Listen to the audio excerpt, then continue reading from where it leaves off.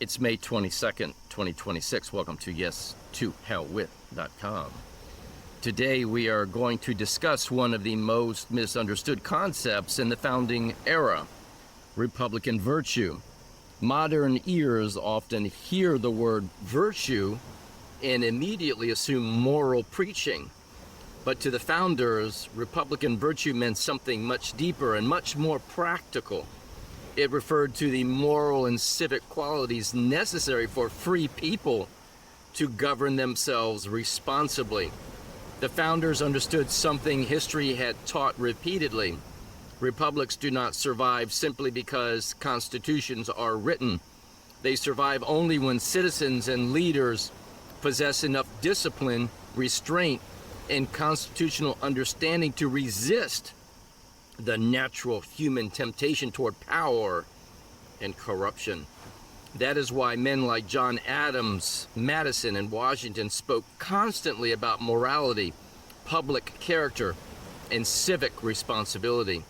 They understood that freedom requires self-government in two senses: political self-government and personal self-government.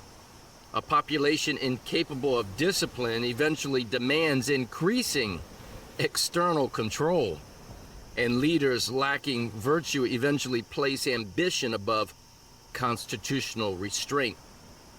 Now compare that understanding to modern political culture, or theater, as we should say.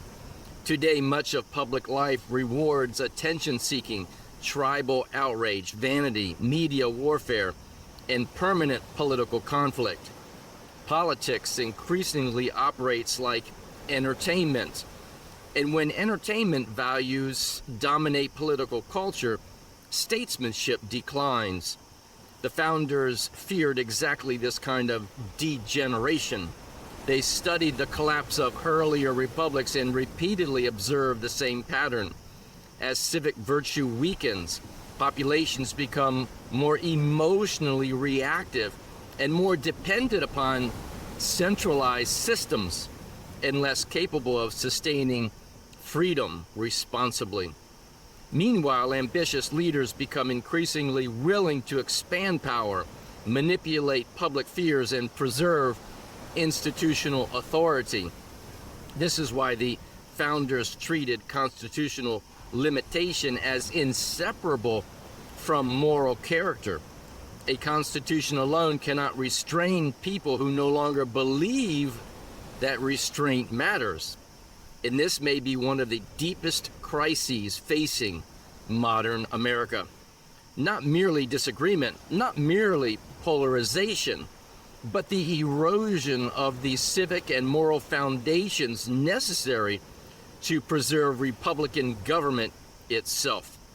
The founders believed freedom demanded serious citizens and restrained leaders.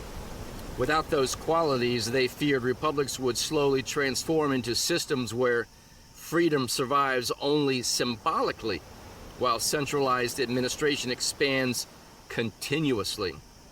And many Americans today increasingly sense that warning becoming relevant today. And as always, may truth reign supreme.